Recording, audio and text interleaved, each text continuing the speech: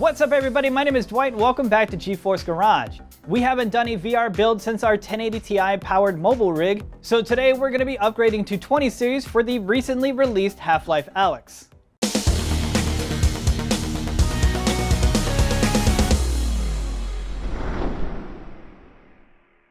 When Half-Life Alyx was announced back in November, we already started plans to upgrade our VR PC. Our buddy Andres Reza from the Ultimate GeForce PC video had the same idea and came up with this great Half-Life concept that he shared with us, and we just knew that we had to build it.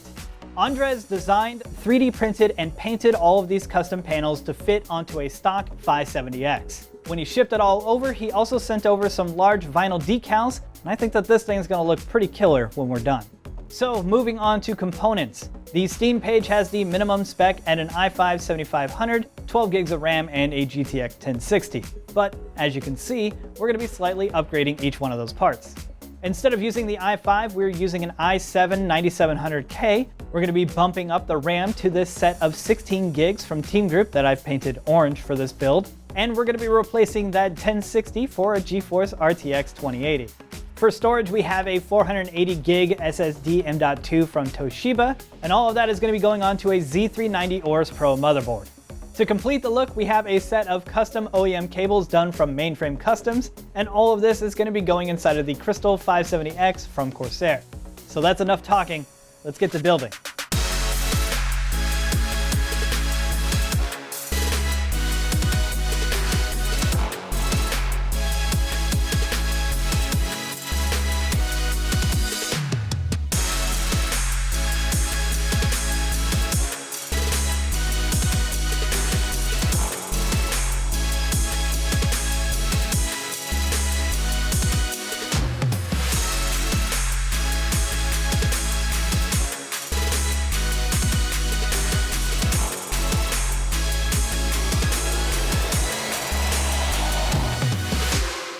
Okay, and it's all put together. Working inside of the 570X is always pretty easy to do, especially since they have that really nice chamber to hide all your cables in the back to keep everything nice and tidy.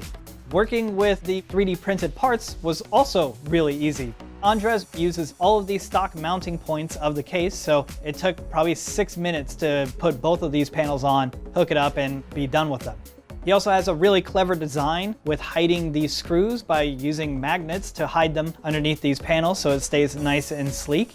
And he also embedded fiber optics on the top and the front to bring a little bit of light in both of the panels. And then to take it a step further, he sent us a couple of vinyl decals. On the inside, we have a picture of a house from City 17. On the front panel here is the Half-Life Alyx logo with a couple of the cables that run up to the Citadel. On the back panel, we have an outline design of Alyx's gloves from inside the game. And because this case facilitates such good cable management, there's no messy cables back there to distract you from the overall look. Another thing that I like about this case is the subtle orange lighting on the inside. It really matches well with the cables and the RAM that we painted orange. So it looks great, but let's go see how well it performs in a couple of VR games. As a general performance check, I ran 3D Mark TimeSpy and scored a 10,095.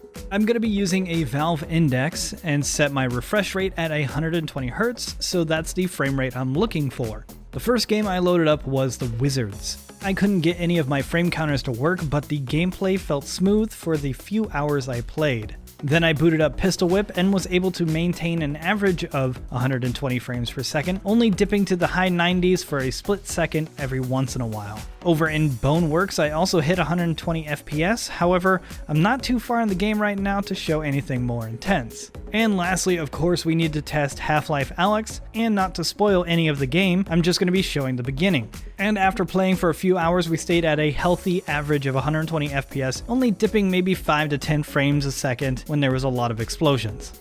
Well, it looks awesome, and not only is it going to play Half-Life Alyx well, but any other VR game without issue. I know I'm ready with my Index.